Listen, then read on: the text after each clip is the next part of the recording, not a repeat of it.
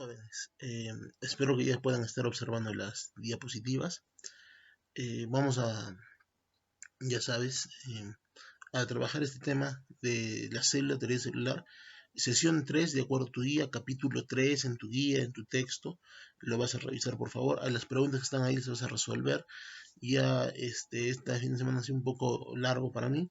No he podido todavía terminar de hacer la resolución, ¿no? Tus respuestas para tus preguntas, y te las voy a pasar más tardecito, ¿sí? Te les voy a hacer llegar de todas maneras, no te preocupes, aunque sea un archivo de PDF, vía WhatsApp de repente, ya que tenemos a los delegados. No he podido subir los videos tampoco este fin de semana porque pesan mucho. Entonces tengo que ver la forma de comprimirlos y hacerlos más pequeñitos para poder subirlos y enviárselos a ustedes, ¿no? Entonces, pero hoy día vamos a poder trabajar lo que es el tema de, ya nos toca hacer célula, la teoría celular. Y bueno, para empezar con ello quería que tú vayas observando primero estas diapositivas un poquito a modo de motivación, de preámbulo antes del tema, ¿no? Por ejemplo, acá tenemos al Dalai Lama que nos dice, solo existen 2 días en el año en el que no se puede hacer nada. Uno se llama ayer y otro se llama mañana. Por lo tanto, hoy es el día ideal para amar, crecer, hacer y principalmente vivir, ¿no es cierto? Bueno, con estas palabras de sabiduría del Dalai Lama, vamos a observar cómo es posible que vayan tomando forma, viéndose tantos seres vivos en nuestro medio y a qué se debe semejante maravilla, ¿no? O sea, tenemos que ver nuestro entorno y maravillarnos con todo lo que encontramos ahí. Recuerda, ¿cuál es el milagro más grande del universo? ¿Quién es el milagro más grande del universo? Eso es algo que yo te pediría que tú vayas en este momento pensando. A ver, tú eh, evalúalo, piensa, dime cuál crees tú que es el milagro más grande del universo.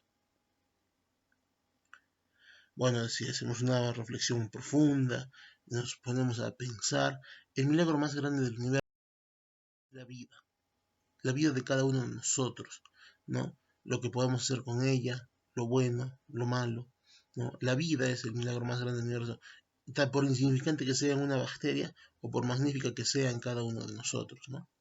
La vida es el milagro más grande del universo. Te voy a mostrar algunas imágenes donde tú vas a poder apreciar y observar diferentes rangos, estilos de vida, ¿no? Vas a poder, digamos, ver la vida. Quiero que te maravilles con la vida que vas a observar, ¿no? Con los ejemplos de vida que vas a observar. Unos ositos polares, aquí los ves bien.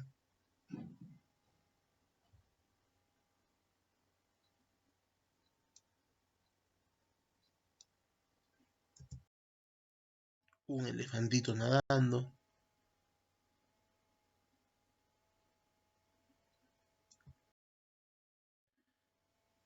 Animales sorprendentes, ¿no? Dentro de nuestro ámbito, parecen salidos de otro planeta. Disputas por su coexistencia y el dominio del grupo, ¿sí? Solo magníficate con todo, mira, con toda la magnificencia que tú puedas ver en esos animalitos. Primero estamos viendo animales diferentes animales. Mira este salmón tan maravilloso. Observando ahí son animales, mira el hipopótamo, este zorrito oculto ahí en el medio del campo, camuflado, ¿no? Este osito que está buscando comer salmones. Mira, acá el camuflaje es tan perfecto que parece que solo se ven los ojos y la nariz, y totalmente el resto del cuerpo del animalito ha quedado camuflado en medio de la nieve. Otra vez un zorrito espectacular, un águila calva, un águila real, ¿no? No solamente animales forman nuestro planeta, sino también lo hacen las plantas, mira, este conglomerado de plantas que genera esta vista maravillosa. Ni siquiera pensamos que existen en formas y tamaños totalmente distintos, mírala. Cada una con su espectacularidad, cada uno con esa particularidad en el poder ser, hacer, tenerlo listo, trabajar, ¿verdad? Paisajes inhóspitos, ¿no? Totalmente, donde que de repente ni siquiera el hombre ha podido llegar más allá de fotos, que no se sabe qué tendrán. Son parte de nuestra vida diaria, no son parte de nuestra cotidianidad, ¿no? Son parte de ese milagro tan grande llamado vida.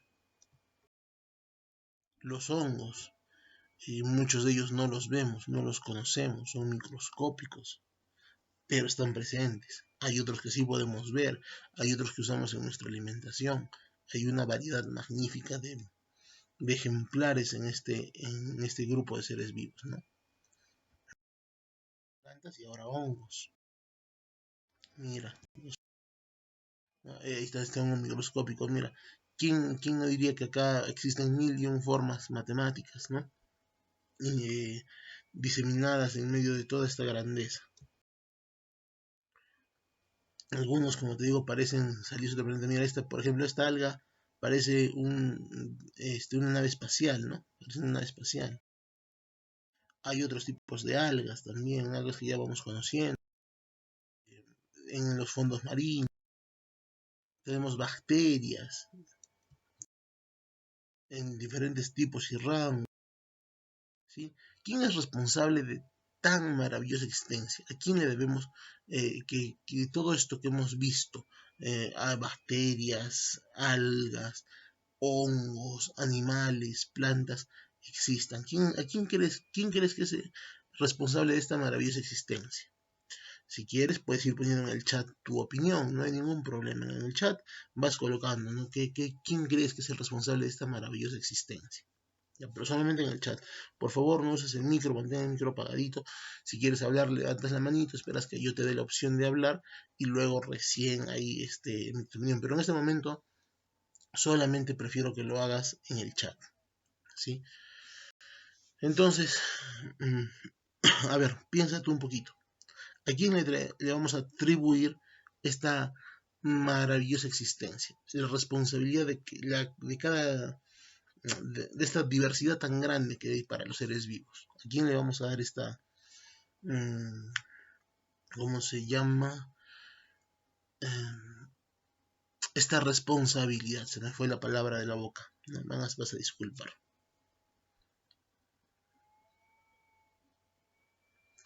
Bueno, a ver, ponte a pensarlo un poquito, evalúalo.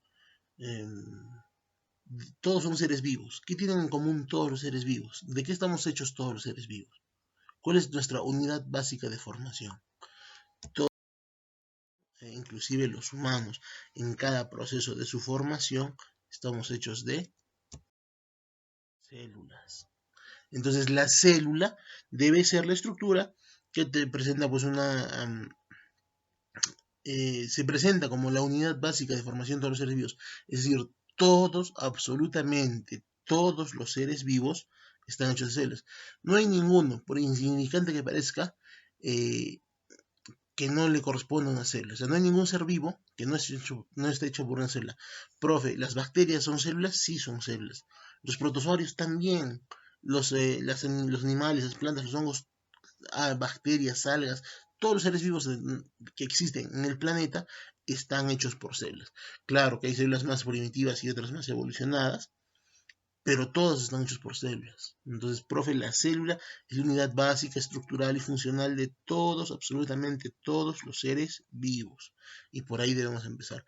Y justamente hoy día en esta sesión vamos a hablar un poco primero de la teoría celular, un poco de la célula, y vamos a ir continuando así nuestras próximas sesiones, ¿sí? Mira, en esta imagen tú puedes apreciar, obviamente, sí, tú puedes apreciar, obviamente, aquí a una célula muy grande, bueno, unas células muy grandes llamadas óvulo, y acá una célula muy pequeñita llamada espermatozoide. El espermatozoide es la célula eh, reproductora masculina, se llama gameto masculino, y el óvulo viene a ser la célula reproductora femenina, ¿sí? y se le llama, o es la célula gamética femenina, ¿no? El gameto femenino es el óvulo, el gameto masculino es el espermatozoide. Así ocurre en el humano y en el resto de mamíferos. ¿Correcto?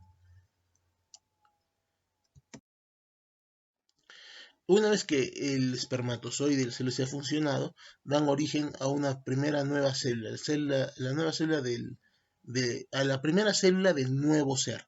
Esta primera célula del nuevo ser se llama huevo o cigoto, ¿sí? Se llama huevo o cigoto. Bueno, en realidad esta de acá no la representa, ¿no? Pero no encontré una de un huevo cigoto adecuada, pero se veía bonita y la quise usar, ¿no? Entonces, pero este huevo cigoto simplemente va celular, formando 2 células, 4 células, 6 células, 8 células, 16 células, 32 células. A partir de ellas se van a ir formando estructuras celulares, tejidos, órganos, sistemas, ¿no? Vamos a ver que de repente el tejido sanguíneo, tejido epitelial, conjuntivo, muscular, nervioso se van formando a raíz de estas divisiones celulares que lleva a cabo a partir de esta primera célula, ¿no? Por división. Entonces, cada uno de estos conjuntos de células formando durante el desarrollo en nuevos tejidos, en nuevos órganos, para formar a un nuevo individuo, ¿sí? Es justamente este detalle que tienes que manejar, ¿no, profe? Las células son la unidad básica, fundamental, son la unidad morfológica, fisiológica, genética de todo ser vivo. Tienen la información que requiere cualquier ser vivo en su proceso de formación, ¿no? Al menos hasta que nace y luego a partir de ahí se siguen desarrollando algunas otras cosas de forma adicional. Mira, por ejemplo, acá vemos en la retina, podemos observar la presencia de conos y de bastones, ¿no? Este es el epitelio pigmentario de la retina, por ejemplo. Acá vemos algo de tejido epitelial, ¿sí? Aquí vemos algo de tejido epitelial.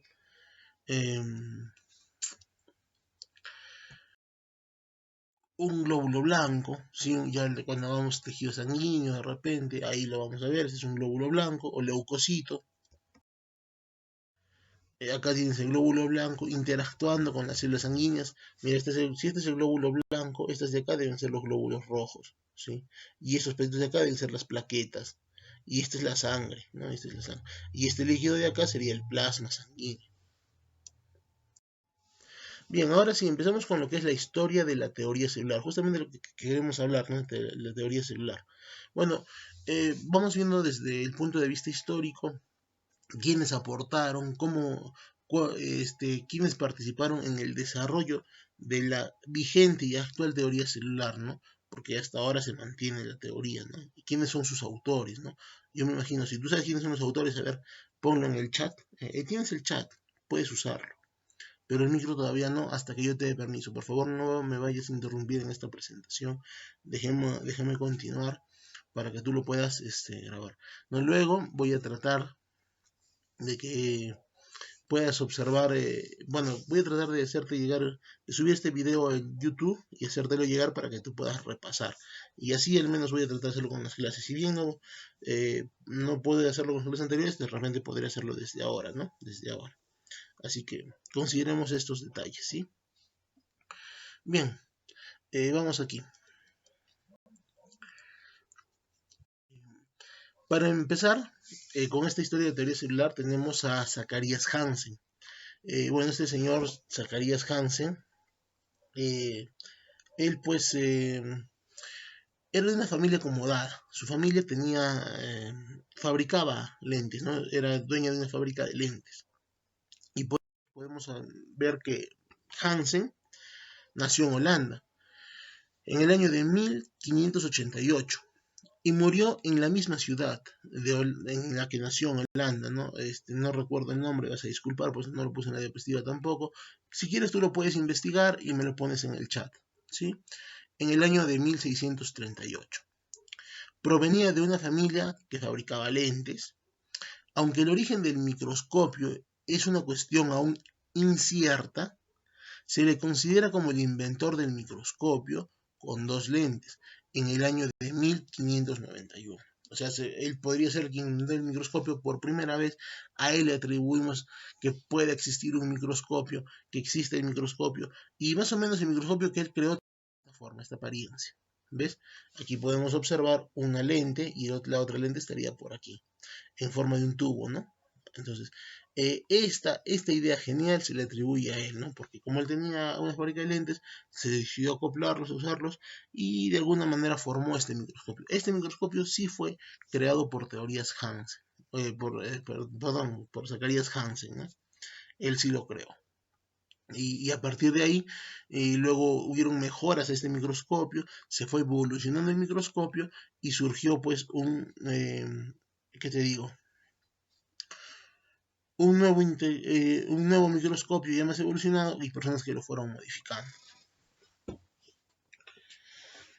Bien, preguntas, por favor, jovencitos, guárdenlas al final. Déjenme terminar la exposición. Es más, apunta, hijito lindo, tu pregunta en una hojita.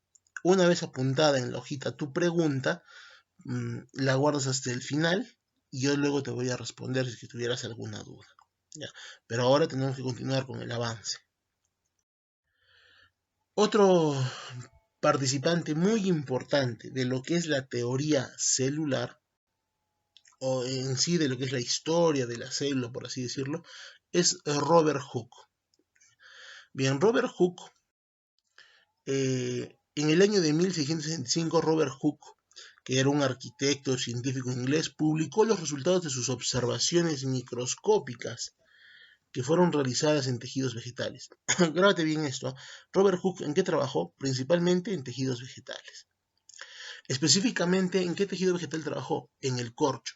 Seguramente tú has visto la botella de vino, en alguna has tenido cercanía con una botella de vino, tú sacas el corcho de esa botella de vino y en ese corchito cortas muy delgadas láminas, lo llevas al microscopio y eso observas.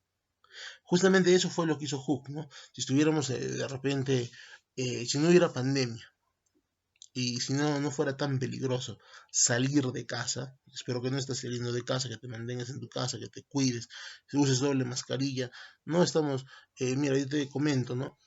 Mi esposa es enfermera y ella me comenta, ¿no? Hay niñitos de entre 3 y 5 años que están siendo intubados en, en el hospital, ¿no?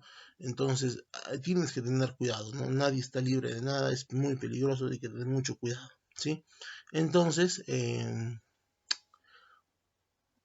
aquí lo que tú tendrías que hacer es procurar no salir de casa, no amerita ni nada la exposición a una enfermedad que podría ser letal, ¿sí? Nada la amerita, ¿sí? Ya en otro momento de repente podremos hacer uso de un microscopio, trabajar cuando todo esto esté mejor y la situación esté mejor, porque yo, por ejemplo, que yo vaya a salir de casa solo lo muy necesario, que tú me digas, ven acá, hagamos una clase presencial, no, no me voy a exponer a, a una enfermedad y tampoco quisiera que tú te expongas, ¿no? Eso es por el cuidado de los dos. Así yo me cuido y te cuido a ti. Sí, porque yo puedo cuidarme, pero ¿qué tal si las otras personas no se cuidan? O dicen, sí tenemos, sí nos cuidamos y solamente lo dicen de la boca para afuera, ¿no? Entonces, pero si tuviéramos un microscopio de forma presencial, ahí sí podríamos observar el corcho. Yo te diría, agarremos el corcho, ponlo ahí, obsérvalo. ¿Y qué mirarías? Mirarías un montón de huequitos en forma de cuadraditos, ¿sí? Un montón de huequitos en forma de cuadraditos, en forma de celdillas, decía Robert Hooke. Y decíamos células, que pareciera que formaran un panal de abejas, como una especie de panal de abejas. Bueno, eso observarías. En esa observación, entonces, ahí sí podríamos ver y notar qué cosa hay ¿no es cierto?, en el tejido del corcho. ¿Sí? Y bueno, eso fue lo que hizo Hooke. Agarró el corcho, lo cortó, lo puso en el microscopio, se puso a observarlo, observó como las celdillas que parecía que formaban un panal de abejas, y en ese panal de abejas, cada huequito le llamó celdilla, y luego de esa palabra salió la palabra célula, ¿no? O sea, Hooke fue quien acuñó por primera vez la palabra célula, ¿sí? O sea, gracias a Hooke la célula se llama célula, ¿correcto? Bueno, recuerda que Robert Hooke, él llega a este descubrimiento al tratar de resolver por qué los corchos eran tan eficaces para mantener el aire dentro de las botellas de vidrio de esa época. En la actualidad sabemos que lo que observó Robert Hooke eran las paredes de las células vegetales que habían muerto, como producto de una lignificación o suberificación, es decir, o estaba observando un tejido muerto vegetal en el corcho, ¿no? Por eso, cuando hagamos tejidos vegetales, ahí te voy a hablar que hay dos tipos, ¿no? Hay tejidos vegetales embrionarios y hay tejidos vegetales adultos. Y entre los tejidos adultos está la epidermis, el suberocorcho, la felodermis, el xilema, el floema, ya hablaremos de eso más adelante. Recuerda que Robert Hooke escribió una obra llamada Micrografía. ¿Y qué hacía en esta obra Micrografía? Describió las primeras observaciones realizadas en tejidos vegetales, valga la redundancia, el corcho, ¿sí? Que estaban constituidos por una serie de celdillas similar a un panal de abejas. O sea, en esta obra Micrografía, él describe lo que había observado en los tejidos vegetales, o sea, en el corcho, y decía que lo que él había observado era una serie de celdillas que parecían un panal de abeja que constituían este tejido vegetal. Justamente esto es lo que tú puedes ver, esto que tú ves aquí, es lo que Hooke logró describir. Hooke logró describir este, este panal de abejas, ¿no? O sea, este es un gráfico que hizo Hooke de lo que él observaba en el microscopio. Primero lo observó así, luego con más detalle así, ¿no? Y parece que hubiera pues celdillas, parece un panal de abejas. Ahí está. Esta imagen, obviamente, si tuviéramos el texto micrografía escrito por Hooke, lo encontraríamos ahí. También tenemos a Anton van Leeuwenhoek. Anton van Leeuwenhoek, recuerda, fue el primero en realizar importantes observaciones con microscopios fabricados por sí mismo. O sea, él fabricó sus propios microscopios y realizó observaciones. Pero en estos microscopios introdujo mejoras en la fabricación de microscopios. ¿Te acuerdas? El microscopio Hansen lo mejoró muchísimo. Fue una mejora realmente espectacular la que hizo él, ¿no? Y debido a que él mejoró todo esto y debido a lo que él pudo realizar, ¿sí? Lo que él pudo hacer con lo que es el microscopio, a él, grábate bien esto, se le considera el precursor de la biología experimental. Es el precursor de la biología celular y es el precursor de la microbiología, ¿sí? Por favor, no te vayas a olvidar de estos tres detallitos, ¿no? ¿Quién fue el precursor de la biología experimental, de la biología celular? Bueno, fue Robert Hooke, ¿no? Él fue el precursor de este tipo de biologías, ¿sí? No te olvides. Por favor, es importante que tú lo puedas recordar. Muy bien. ¿Qué más tendríamos que considerar nosotros aquí? A ver. Sobre Hooke, creo que nada más, básicamente eso. Recuerda que también construyó microscopios simples o basándose en la observación del agua de las charcas, ¿no? Y también observó fluidos internos de animales. ¿Qué cosa observó? Mira, no te vayas a olvidar que lo que él observó fueron protozoarios, ¿sí? Ahí está, él pudo observar protozoarios. ¿Qué más pudo observar aparte de protozoarios? Rotíferos. Los rotíferos son un tipo de animalito invertebrado pequeño, ¿no? Parecido a una hidra. Ya te hablaré de ellos después, no te preocupes. Observó hongos llamados levaduras, los hongos, por ejemplo, para hacer vino, para hacer cerveza, se utilizan muchos estos hongos microscópicos llamados levaduras, ¿sí? Logró observar los espermatozoides, ¿no? De los diferentes animales, incluso del humano, allá, los espermatozoides. Los glóbulos rojos, también los observó, los glóbulos rojos, ¿sí? Y también observó bacterias. Todo eso fue lo que él observó. Entonces, es importante que tú lo vayas recordando, que tú vayas tomando esto en consideración en tu cabecita, ¿sí? Que no te vayas a olvidar de esto. Ya es bueno que tú lo tengas en cuenta, ¿correcto? Robert Brown, él sí hizo aportes muy importantes para la biología, incluso generó un desarrollo de aproximadamente 50 años con los descubrimientos que él hizo en lo que es la biología, ¿no? Robert Brown, que es un botánico escocés, estudió medicina en la Universidad de Edimburgo, describió unas 1200 especies nuevas eh, para la ciencia provenientes de Australia Occidental. Fue también el descubridor del núcleo celular en los organismos eucariotas en el año de 1831, ¿sí? Aproximadamente. Descubrió en las células vegetales un corpúsculo al que denominó núcleo. Este fue su aporte más importante. Recuerda, Brown es el descubridor del núcleo. Ese es su aporte más importante. Eso generó una revolución de 50 años en avances científicos, ¿sí? Y le atribuyó muchas funciones, grandes funciones. Entre ellas le atribuyó la función que el núcleo se encarga de controlar y dirigir a todas las demás funciones de la célula. Eso fue lo que hizo Robert. También tenemos a Theodore Schwann, ojo con él, no te olvides de su nombre, Theodore Schwann. Él es uno de los autores principales de la teoría celular, ¿sí? Él fue un naturalista, fisiólogo y anatomista prusiano, considerado uno de los fundadores de la teoría celular. Además estudió la generación espontánea, la digestión gástrica, las fermentaciones y las fibras nerviosas, en las que describió la vaina de Schwann. Profe, ¿cómo la vaina de Schwann? Cuando él agarra y habla de fibras nerviosas, habla de células nerviosas, habla de neuronas. Y tú sabes que en las neuronas hay dos partes, el soma y el axón. Y en el axón existe una grasita que lo envuelve para hacer que el impulso nervioso viaje más rápido. Esa grasita que lo envuelve se llama mielina y forma una especie de tubito en ciertos sectores del axón. A esos tubitos se les llama vaina de mielina o vaina de Schwann. ¿Por qué se llama vaina de Schwann? Porque fue justamente Schwann quien descubrió esta vaina de mielina, ¿no? Por eso también se llama vaina de Schwann. Y contribuyó notablemente en el desarrollo de la histología, ¿sí? Pero recuerda, él es uno de los fundadores de la teoría celular. Esto es lo que te pediría hoy día que tú puedas recordar, ¿no? Que no te vayas a olvidar.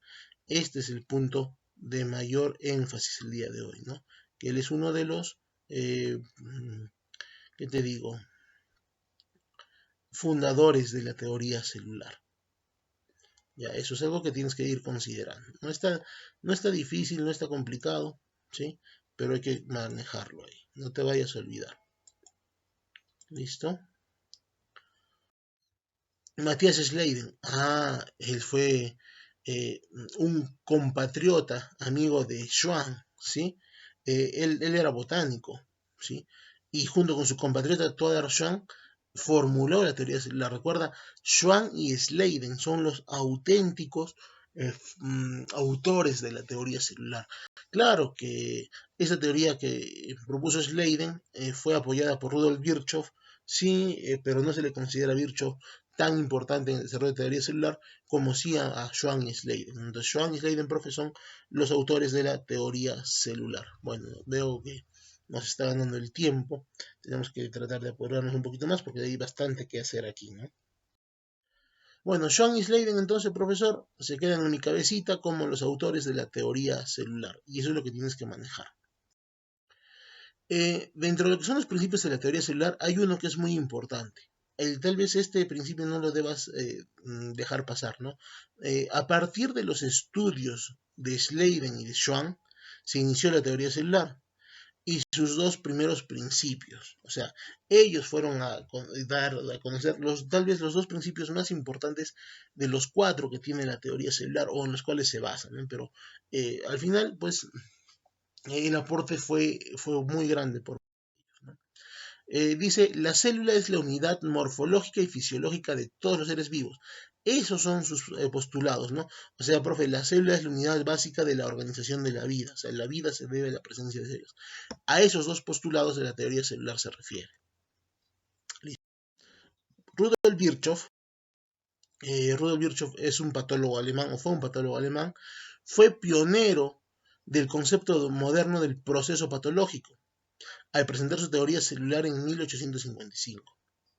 En esa teoría celular, él explicaba los efectos de las enfermedades en los órganos y tejidos del cuerpo. Hizo un énfasis en que las enfermedades surgen no en los órganos o tejidos en general, sino de forma primaria en las células individuales. Es decir, como que una célula se enferma y luego contagia a otra, y así lo va haciendo, ¿no? Él acuñó el término omnis célula es célula, es decir, cada célula es derivada de otra célula ya existente, y también es uno de los postulados de la teoría celular muy importantes, ¿no? Muy importantes. Bueno, si hablamos propiamente de la teoría celular, recuerda que es una parte fundamental de la biología. Explica la constitución de la materia viva a base de células y el papel que éstas tienen en la constitución de la vida.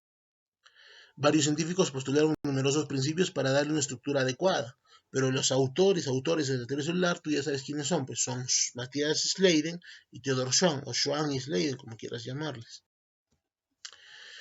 ¿Cuáles son los 4 postulados de la teoría celular? Profe, los 4 postulados de la teoría celular vendrían a ser que las células constituyen las unidades morfológicas y fisiológicas de todos los organismos. Las células se originan de otras células y su continuidad se debe gracias al ADN. Las propiedades de un ser vivo dependen de sus células individuales y la unidad más pequeña de la vida es la célula. Estos 4 postulados tienes que aprendértelos para que puedas decir que conoces la teoría celular. Por lo menos debes saber cuáles son los 4 postulados de la teoría celular. Esto tienes que aprenderlo de todas maneras. Ahora veamos el concepto de célula. Una célula la podemos definir como es la unidad de la vida, ¿no? Es la unidad más pequeña que tiene vida. Perfecto. Otra forma, es la unidad fundamental de los seres vivos, ¿no? Es la unidad fundamental de los seres vivos. Todos los seres vivos dicen que estamos hechos de células. Así es, perfecto. Es la forma más sencilla de organización biológica, o sea, no existe nada más chiquito que la célula que pueda tener vida. La célula es lo más pequeño existente con vida. Y tal vez esta definición, que es la más importante de todas, ¿no? La voy a remarcar aquí con el puntero, con la pluma, ¿no? Dice, la célula es la unidad vital, morfológica, ¿sí? Morfológica, fisiológica, genética de todos los seres vivos. Eso se postula acá, ¿sí? Entonces, ese es su postulado más importante, ¿no? Que la célula, ¿sí? Que la célula es pues la unidad vital, morfológica, fisiológica, genética de todos los seres vivos, ¿correcto? Pero como unidad vital, o sea, es lo más chiquito que existe con vida, y a partir de ellos la vida se construye. Morfológica, todos los seres vivos están hechos por células. Fisiológica, cada función de cada tejido y órgano depende de las células que lo poseen. Genética, la información hereditaria queda almacenada en los núcleos de las células y se transmite así hacia la descendencia, ¿no? Entonces, eso es lo que tenemos que considerar. Vamos a hablar ahora de la clasificación de la célula. Vamos a ver que la célula se puede clasificar por su estructura, por su nutrición, por su respiración, por su tamaño.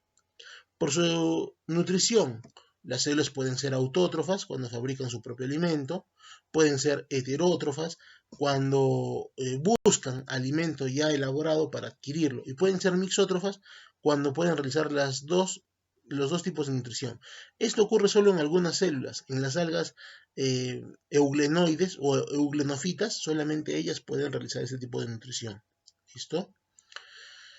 Ahora, por su estructura, que es la forma más importante de clasificación, es la que yo quiero que tú te aprendas, ¿no? Existen células procariotas y existen células eucariotas, ¿no? Existen células procariotas y existen células eucariotas. Las procariotas son las más primitivas, las eucariotas son las más evolucionadas, ¿sí?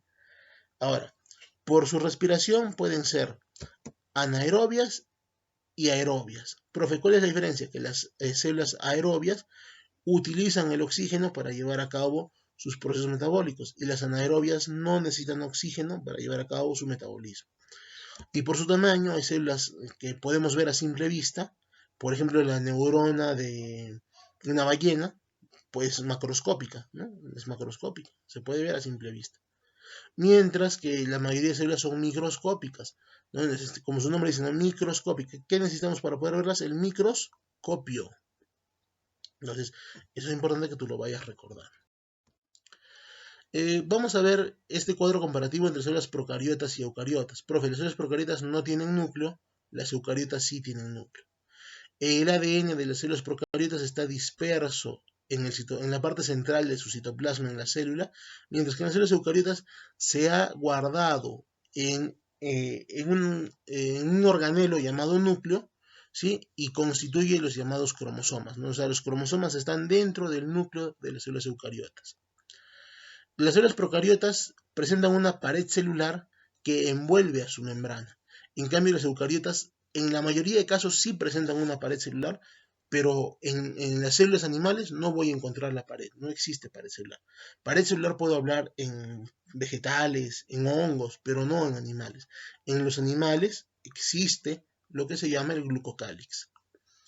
La respiración anaerobia y aerobia es propia de las células procariotas, ya que hay algunas bacterias que viven en lugares inhóspitos donde no llega el sol, no pueden consumir oxígeno, entonces hacen un metabolismo anaerobio. Pero todas las células, bueno, también hay otras bacterias que viven en lugares donde sí llega el oxígeno y son aerobias. Pero todas las células eucariotas con núcleo son aerobias, todas requieren oxígeno, no hay ninguna célula eucariota que no requiera oxígeno. ¿Cómo se reproducen? Bueno, las células procariotas simplemente se dividen en dos, es decir, se reproducen por bi-2 partición, ¿no? Se divide en dos partes. Eucariotas se reproducen por procesos como mitosis y meiosis que ya vamos a ver más adelante en el transcurso de nuestras clases. Ahora, si hablamos sobre la célula procariota, bueno, acá yo veo, profe, la célula procariota es la célula que constituye el reino monera y por lo tanto todas las bacterias. Acá yo puedo ver que tiene una cápsula, una membrana, presenta mesosomas. Recuerda, esta palabra mesosoma es exclusiva de las bacterias y de las células procariotas, ¿no? Veo esos puntitos que son los ribosomas. Esto que está con azul vendría a ser su material genético. Veo aquí algunas inclusiones que son sustancias de reserva para estas células, ¿no? Muchas de ellas tienen flagelo que contribuye con su locomoción, ¿sí? Entonces, eso es importante ir manejándolo. Si esta es la célula procariota, acá sí te pido que recuerdes bien sus partes, ¿no? Mira, acá está la cápsula o vaina. En ella encuentro estas cositas de acá llamadas fimbrias que sirven para la adhesión celular. Debajo de la cápsula o vaina está la pared celular, hecha normalmente de mureína, también llamada peptidoglucano. Y debajo de la pared celular, ¿qué cosa encuentro? Encuentro la membrana. Esta membrana celular presenta modificaciones externas llamadas pilis o pelos, que sirven para el intercambio de sustancias y participan de alguna manera en un tipo de reproducción, ¿no? Y también presenta invaginaciones internas llamadas mesosomas, que cumplen una función muy activa en esta célula. Profe, los mesosomas reemplazan a los organelos celulares. O sea, profe, esta célula procariota no tiene organelos, no tiene organelos. En su lugar, ¿qué tiene? Tiene mesosomas. Profe, ¿quién sí tiene organelos? La célula eucariota. También podemos ver aquí, mira, el ADN, material genético. Acá están los ribosomas. Por acá hay un pedazo de material genético proveniente de otra estructura, ¿no? En el citoplasma se llama plásmido y este es responsable de la resistencia a los antibióticos que desarrollan las bacterias, ¿no? Entonces podemos encontrar el flagelo que ayuda con la locomoción, ¿verdad? Entonces, todas esas cositas es importante que tú lo manejes. Ahora, profe, el ADN ocupa un espacio, un lugar aquí dentro del citoplasma. El espacio ocupado por el ADN se llama genóforo o nucleoide. Y ves, te das cuenta que está como moradito y acá está el citoplasma. Eso es importante que tú lo recuerdes. Bien, ahora lo que voy a hacer es empezar a sacarle la membrana, la cápsula y ¿no? Ahí está. Esto de acá es la pared celular. Y acá están, mira, sus fimbrias. Ahí están las fimbrias. Aquí yo puedo observar la pared celular, la membrana, el citoplasma, los ribosomas, el nucleoide, si está bien, el nucleoide con el ADN y aquí el plásmido, perfectamente. Aquí tengo la membrana y acá tendría su contenido interno. ¿Sí? Ahí esa es mi membranita, solamente es la membrana celular con los pilis, ¿no? Te das cuenta que la membrana se ha prolongado y ha formado pilis y también ha formado mesosomas. Los mesosomas son internos, los pilis son externos a la membrana. Le pongo su citoplasma, le pongo su pared, le pongo su cápsula o vaina, ¿sí? Le pongo su genóforo o nucleoide, le pongo su ADN, le pongo sus ribosomas, ¿sí? Y así formé una célula procariota. Si hablamos de la célula eucariota, ya que vamos avanzando, avanzamos todo lo que se pueda para la próxima sesión continuar desde aquí. Recuerda que hay dos células eucariotas con mayor importancia para nosotros, la célula animal y la célula vegetal. Ambas son células eucariotas que debemos manejar y debemos manejar sus características fundamentales, ¿no? O sus diferencias entre ellas, ¿no? Una de ellas, tal vez la más importante, es la presencia de pared celular. La célula animal no tiene pared celular, en cambio la célula vegetal sí tiene pared celular. ¿Sí? La célula animal no tiene cloroplastos y la célula vegetal sí tiene cloroplastos. ¿Listo? Bueno, acá puedes ver una célula animal con todos sus organelos, ¿no? El núcleo, acá está el retículo, acá está el retículo endoplasmático rugoso, retículo endoplasmático liso, aparato de Golgi, mitocondrias, acá hay cloroplastos, entonces es una célula vegetal, ¿no? Es una célula ideal, indistinta, ¿no? Acá están los lisosomas, ¿sí? Acá están, por ejemplo, los centriolos, ahí estás pudiendo observar todas las estructuras de una célula. Se supone que luego tú debes poder reconocer cada una de ellas. Esto me hubiera gustado mandártelo como una practiquita, pero no nos va a alcanzar el tiempo. Entonces, ahí no. ¿Sí? Tienes que reconocer las partes de esta célula vegetal. Tal vez la próxima clase empiece por acá, pidiéndote que tú recuerdes estas partecitas. Cuáles son todas las partes de la célula vegetal, ¿no? Acá distinguir el núcleo, la vacuola, los cloroplastos, ¿no? Esas cositas importantes recordarlas, ¿no? Y recuerda que por el tamaño celular tenemos células macroscópicas y microscópicas, ¿sí? Normalmente hay un rango de visión que va de 0.1 nanómetros a más de 100 nanómetros, ¿no? Mira, las células son el microscopio óptico me permite ver hasta 100 nanómetros. La microscopía electrónica me permite ver más allá de los 100 nanómetros, desde 0.1 a más. Cuando supero los 100 nanómetros ya puede ser visible, los 100 micrómetros ya pueden ser visibles algunas estructuras, ¿no? Pero date cuenta, solamente esta es una escala de tamaño que me dice que un microscopio electrónico abarca hasta 0.1 nanómetros y que un microscopio óptico solo alcanza los 100 nanómetros, ¿no? Nada más. Y normalmente las células están pues en este rango de 10 a 100 micras, ¿no? Dependiendo de si es una bacteria o qué tipo de célula eucariota es, ¿no? Y los virus normalmente alcanzan 100 micras, ¿no? Están en el rango de las 100 micras. Recuerda que un metro es igual a 1000 milímetros. Que un milímetro es igual a 1000 micras. Que una micra es igual a 1000 nanómetros. Que un nanómetro es igual a 10 Armstrong. Esas son unidades de medida que podrías recordar que serían importantes para cuando nosotros nos expresemos en biología, le usamos esto bastante. Y hay tamaños relativos, ¿no? Las moléculas tienen un nanómetro, en grosor de las membranas 10 nanómetros, los virus 100 nanómetros, las bacterias 1 micra, los organelos celulares 10 micras, la mayor parte de las células miden hasta 100 micras, ¿sí? Recuerda que estas estructuras son en 3D, ¿no? O sea, estamos viendo estructuras en tercera dimensión, ¿sí?